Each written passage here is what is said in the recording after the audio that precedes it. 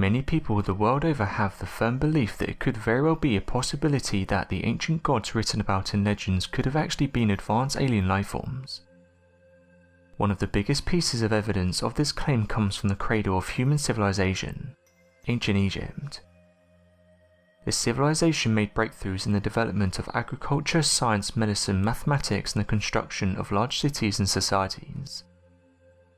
Ever since modern humans stumbled across the ancient Egyptians, we have been left with more questions than answers. This ranges from how they were able to build the giant structures they did, to what they meant when they were talking about their gods, and overall how they were able to achieve what they did. Over the years, archaeologists and Egyptologists have discovered some fascinating things while excavating certain sites. One of these comes in the form of an interesting bust. At the moment, this bust can be found in the Field Museum of the Natural History in Chicago, and when first looking at it, one person may come to mind. This is of course the famous singer Michael Jackson. What's interesting is that although the bust does share an uncanny resemblance, it's thought to hold a secret within. While archaeologists were taking a closer look at the bust, they put forward the idea that something may be hidden inside. They suggested that a mummified cat may be inside the sculpture, and this isn't the first time this kind of thing has been found inside an ancient Egyptian bust. Interestingly, the museum came forward and said the bust has been in their possession for years, and hadn't got much attention. It wasn't until the singer passed away and photographs began making the rounds on social media that the bust became popular. In fact, people are said to have travelled to the museum just to see the Egyptian bust. The museum said that ever since the singer passed away, they have seen a large influx of people coming to the museum just to find out more about it. One thing we don't know though is the bust's origin. In fact, some Egyptologists have suggested the bust was made under the rule of King Tutankhamun or Ramses II. However, this is just guesswork and this can't be backed up.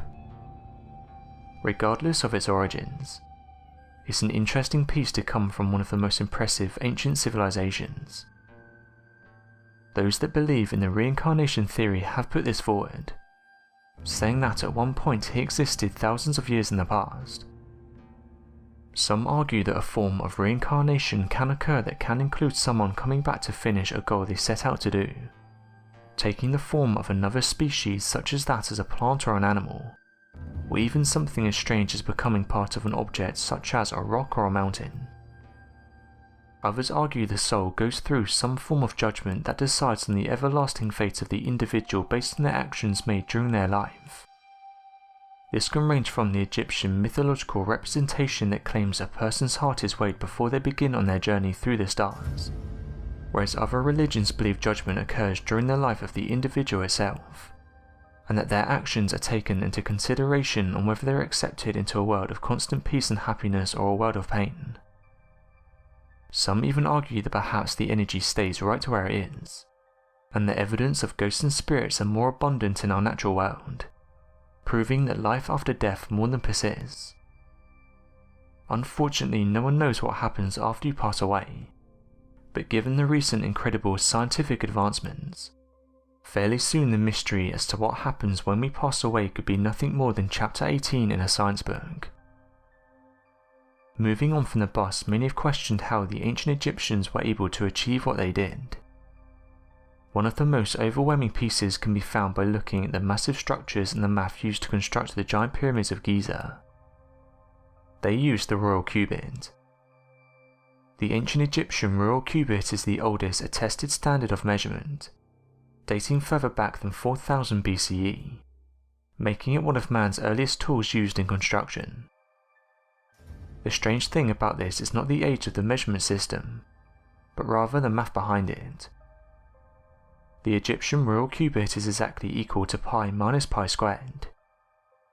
It uses a perfect measurement of well-known mathematical discoveries in the modern age to get its perfect unit of measurement.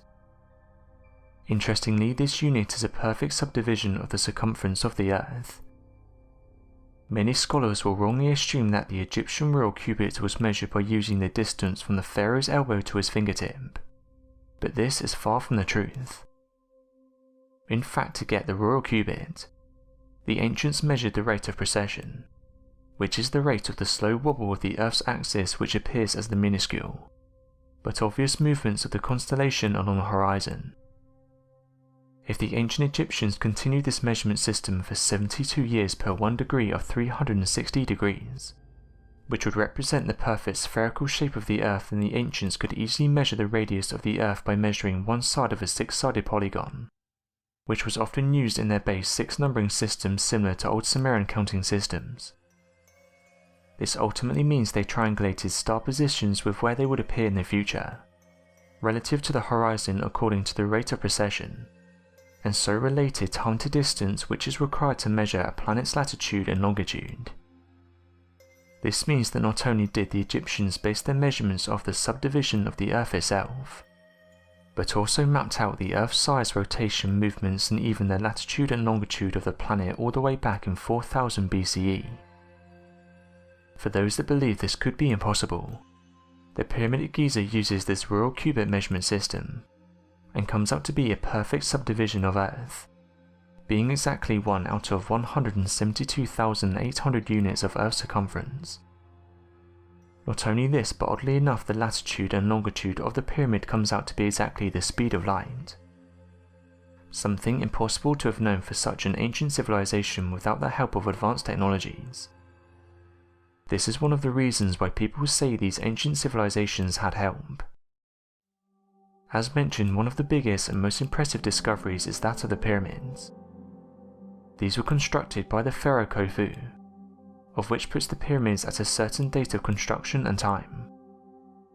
The only problem with this discovery is that the only evidence of the name of the pharaoh referenced on the pyramid was an old carving in the Campbell's chamber, that many believe could have been the cartouche of Khufu in his royal signature. As it later turns out, the carving was an obvious forgery, with the dating of the piece, the damage done to the piece, and even the incorrect spelling and carving of the cartouche being the smoking gun evidence. This evidence suggests the Egyptologists were looking to take on a false sense of fame and fortune with their published works. This has led to an incredible large piece of history that is being completely wrong, and given the fact the majority of works in the modern day were built of these ancient findings, it appears that experts could have gotten it completely backwards. Not only is there physical and scientific evidence of the pyramids being much older, possibly even older than human civilization itself. This has led many Egyptologists to reject true evidence of dating, references to the timeline of an actual reign of a pharaoh, and even the complete rejection of any ideas involving alternate explanations of construction, time frame, and even historical impacts. Other interesting artifacts have also been found in and around ancient Egyptian constructions. The discovery of the Saqqara artifacts puts many ideas into question on whether or not the object was that of a toy, or evidence of an ancient aircraft that possibly existed during 200 BCE. In an 1898 excavation of the Padi Ayman tomb located in the town of Saqqara, Egypt, these mysterious-looking bird-shaped artifacts made out of wood were discovered. These artifacts depict a bird first at the front. However, the rest of the body seems similar in design to a modern-day charter plane rather than a bird. Located atop the bird appears to be a single large wing, commonly seen in modern tail dragger planes, whereas the back shows what appears to be a similar design to that of a rudder flattened out to the back in a vertical position. Further evidence of the ancient Egyptian gods wielding advanced technologies is that of the bird's face used for the Saqqara bird is that of a falcon, an image commonly used to depict many of the ancient Egyptian gods, and their powers. Further evidence was established when an aerodynamic expert tested an exact replica model of the carved bird. They did this in a wind tunnel and even without a tail plane, rudder or flaps. The model generated 4 times the glider's own weight in lift, proving indefinitely that even without the use of modern day equipment, the carved image could glide on its own. With that being said, many of these ancient artifacts are still turned down by archaeologists and Egyptologists, saying they're nothing more than lookalikes, and that the ancient civilization never came into contact with an advanced race that could have potentially have helped them. So what do you guys make of these fascinating discoveries? Be sure to leave your questions in the comment section below, and help us to grow this community while working to solve these unexplained mysteries.